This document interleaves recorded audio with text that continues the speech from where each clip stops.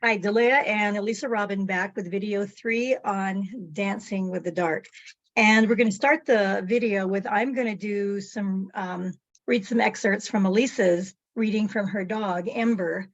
And then she's going to go over her chart to make the comparisons or the things that align and support each other from that.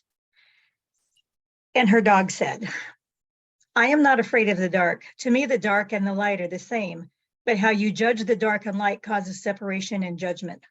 Approaching the shadow with judgments or fear or condemnation separates the balance of dark and light.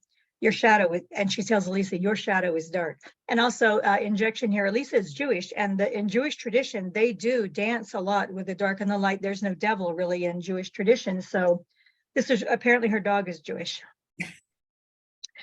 The darkness is necessary. It is healing and holds our fears and our hurts. The shadow is for protection and for space. It is not to hide from what threatens to shatter your world or your life or your emotions. Remember that what you cannot see in the dark cannot see you either. I find that really interesting. This evens out the power and the fears. When you cannot see what is before you, what is before you cannot see you either. And this sounds to me like a great battle strategy, from the Middle Ages. And then she says, this equals the opportunity for leverage and balance. This is a dance of the senses and the intuitive wisdom within you, and the intuitive wisdom within the darkness. As a dog, I use my senses to decipher the world around me. This is even greater in the shadow. Tuning into your senses in the dark ignites wisdom and access to information that is not noticed in the light. This is of great value. Learning to move through the shadow incorporates your senses and your instinct in ways that the light will never do. In the dark, you are vulnerable, but you do not know what is dangerous to you. You can only imagine. In the light, you are vulnerable, but with your eyes, you find something to blame for your vulnerability.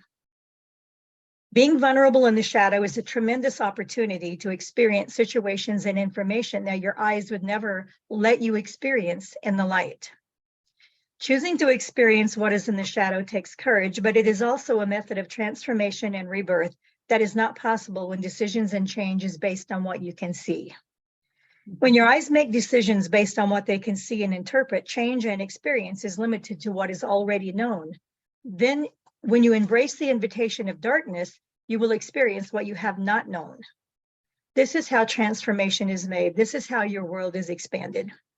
When you make contracts in the shadow, these contracts will accompany you into the light. This may cause some reactions among those in your world, but that is good. That way you know who sees you for your darkness and your light, and those who only accept the part of you that is understandable in the light. And because I know Elisa really well, I know that she's quite off the beaten path and mysterious and incredibly brilliant in not common ways. So it's interesting that her dog endorses this. Those who only understand your presence in the light are not the ones that will sponsor your future. Those who see your shadow will align themselves with you because they need a guide, an instructor for their own darkness. And I believe she's telling Elisa this because Elisa actually does mentoring. She does leadership. She does all kinds of coaching, whatever you will call it, to help people get through passages in their life, places that they're in. She says, the light encourages too many assumptions, and assumptions limit us. When you enter the light, bring your shadow. That way you are never alone. You will have an escort. Being in a relationship with the shadow strengthens the light. Being in a relationship with the shadow seduces the dark, and then you are bonded. Then you can trust the dark. Amazing insight from Ember. Amazing. And what's fascinating is I've never looked at my astrological chart from that perspective, right? But if I look at my life, it's like crazy. So my first novel is about women as gatekeepers of the light. My second novel is about women becoming the dark.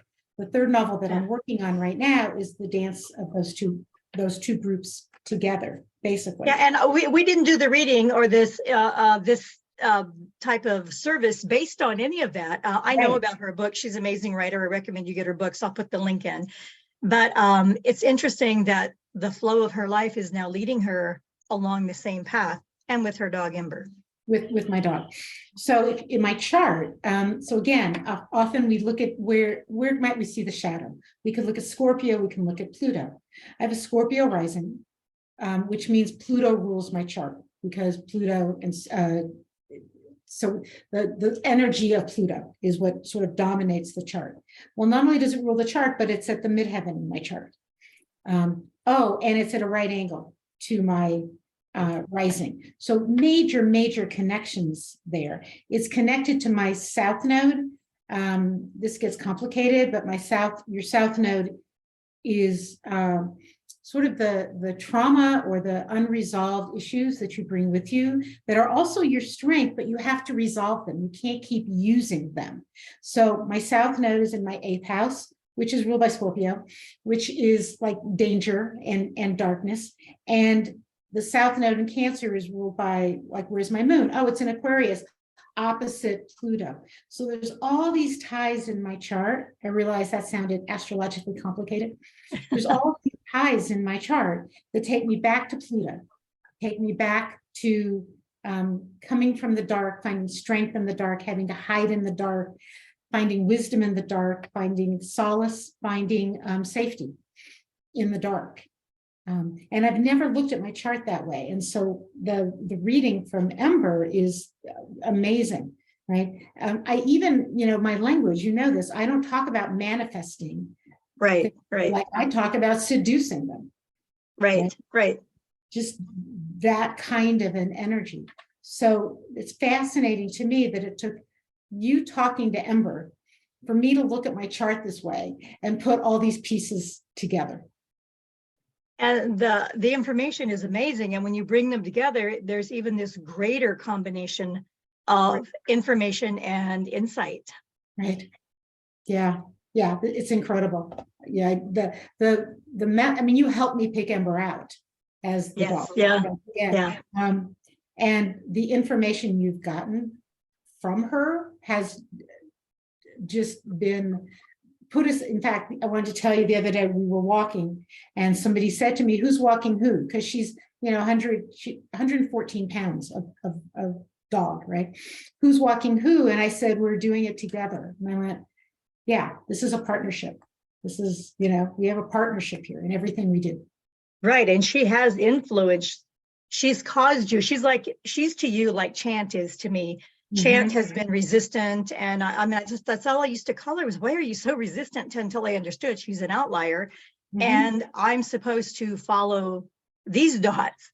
And Ember has challenged you a lot and taken you from training your dog to educating your dog. Right. Which is a much more equal balance. Right. Like, how do we have a partnership? How do we learn together? Right. And when I first got her, when she was scared of something, I would say to her, as long as we're together, we're okay. As long as we're together, we're okay. Right. So yeah, interesting. Amazing. Honestly, if you're listening to this, you have to sign up for one of these sessions with Delea. Yes, I can add the astrology, but you will be absolutely blown away. And if you're a woman with a horse, awesome. If you also have a dog, now I say large dogs, but that's my bias. Ask Delea to do that too, because incredible what the animals that we feel bonded to have to say about us. It is amazing, and how they view us is so non-biased and so broad in its actual support of us. Right.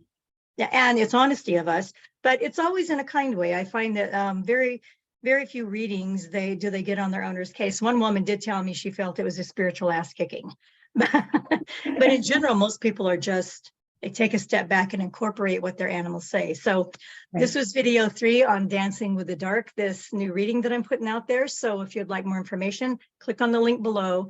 And also I'll have Elisa's books on the link below. And you can get your very own reading. Thanks for joining me. I'm Delea with True North Equestrians.